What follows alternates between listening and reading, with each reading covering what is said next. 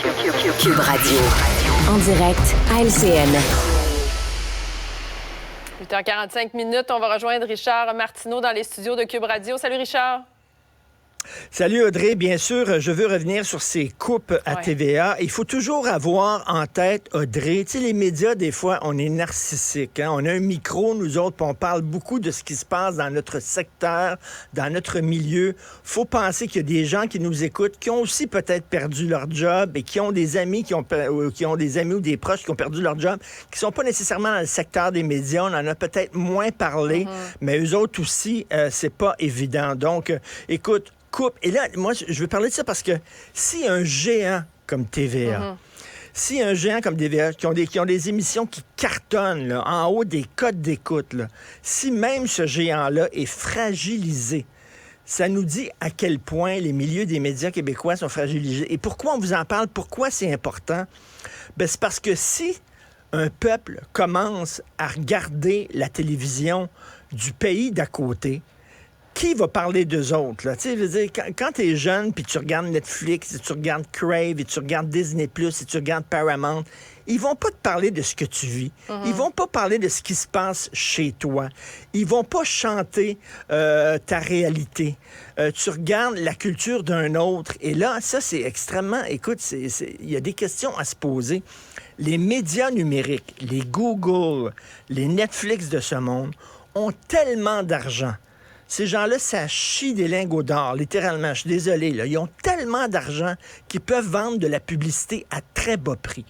Alors là, tu as des commerces qui habituellement annonçaient à CTV, à Nouveau, à TVA, puis tout ça, là, ils disaient, hey, ça coûte pas cher, on va aller annoncer ces médias numériques. Les grands médias traditionnels n'ont plus de publicité, doivent faire des coupes comme hier, puis je pense que c'est pas de gaieté de cœur que Pierre-Carl Péladeau a coupé 547 postes. C'est pour sauver TVA. Écoute, et d'un autre côté, quand tu vois tout l'argent, Audrey, il va falloir s'en parler à un moment donné, ça, au Canada. Tout l'argent qu'on donne à Radio-Canada. On donne 1 milliard 200 ou 300 millions par année à Radio-Canada pour dire, là, vous avez plus besoin d'être dépendant de la publicité, d'être dépendant des codes d'écoute. On vous donne cet argent-là pour que vous puissiez faire une programmation qu'on ne retrouve pas dans les réseaux privés, une programmation de télé publique, de diffuser des émissions que les réseaux privés peuvent pas diffuser parce que ça attire pas suffisamment de téléspectateurs.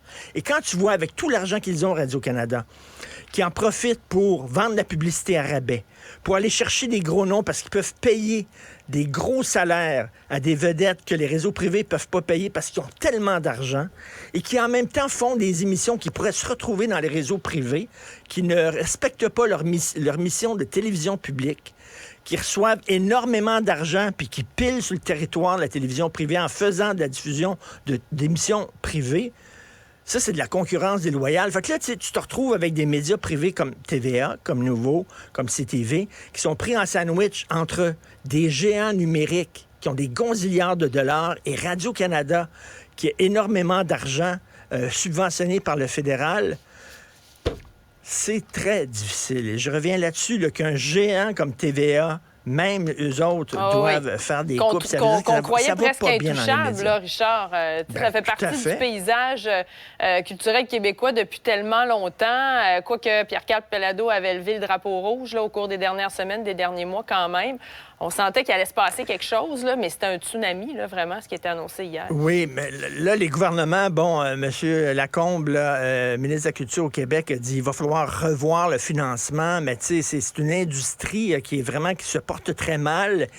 Et à un moment donné, les médias, ça vous reflète. Hein, ça reflète ce que vous vivez. Et si, à un moment donné, on n'a plus de médias au Québec, qui va parler de nous autres? Qui va chanter notre réalité? Quel comédien va pouvoir faire une série qui parle des choses que nous autres, au Québec, on vit? C'est assez inquiétant. Cela dit, dépenser pour nos collègues qui ont perdu leur job et pour les gens qui nous écoutent, qui ont perdu leur job aussi dans d'autres secteurs. Petit message aux fonctionnaires de l'État, aux employés de l'État qui sont en négociation. Vous ne savez pas à quel point une sécurité d'emploi, ça vaut de l'or. Vous ne savez pas à quel point de dormir le soir en sachant que demain, vous allez avoir votre job malgré tout, quoi qu'il arrive, en 2023. ça vaut de l'or C'est en précieux. barre et j'espère que vous prenez ça en considération lors de vos négos. Oui, on a tous le cœur gros encore aujourd'hui. Tu voulais nous parler aussi Oui. de cette découverte de notre bureau d'enquête concernant l'Office de consultation publique qui dépense Oui. allègrement. Écoute, j'ai hâte de voir ça à JE ce soir. Donc, l'Office de consultation publique, c'est à la Ville de Montréal et les autres font des sondages, OK? Parce que de plus en plus, nos élus fonctionnent par sondage. Hein, qu'est-ce que les gens veulent? Est-ce qu'ils sont contents de la décision qu'on a prise et tout ça? Donc, les autres font des sondages pour la Ville de Montréal. Et écoute, c'est le gros party. Les autres sont tout le temps là, dans des gros restaurants. Je m'excuse, là, mais tu sais, des fois, on en fait des réunions ici à Cube Radio, puis, tu sais, on se fait venir des sandwichs, puis on est dans des salles de réunion. À quoi ils servent, donc, ces petites salles de réunion? On va faire des réunions, tu vas faire des sandwichs, puis tu manges ça avec des céleris, sandwichs pas puis un jus de pomme. Tu sais, non, les autres s'en vont là. Chez Alexandre, tu sais, pour leur réunion. Puis en plus, leurs bureaux sont dans le centre-ville, toi. T'imagines le loyer qu'ils doivent payer. Pourquoi ils sont dans le centre-ville exactement? Alors, eux autres, et là, les villes disent, on n'a pas d'argent, ils se retournent vers le gouvernement, puis la Ville de Montréal, Madame Plante, on n'a pas d'argent, donnez-nous plus d'argent. Bien, pouvez-vous faire le ménage, s'il vous plaît, avant? Tu sais, que disent les employés? De TV, là, puis...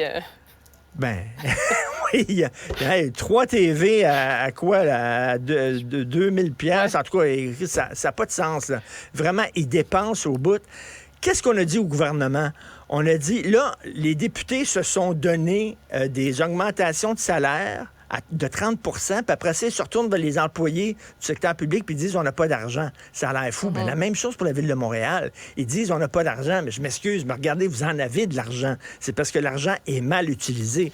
Donc, j'ai très hâte de voir ça ce soir à Montréal. Je vais regarder ça en mangeant les petits sandwichs pas de croûte pendant que les autres sont chez Alexandre, chez Berica, etc. Là. Alors, ça va être délicieux. Tout ça aux frais de la princesse, bien sûr. Ça va être très bon. Merci beaucoup, Richard.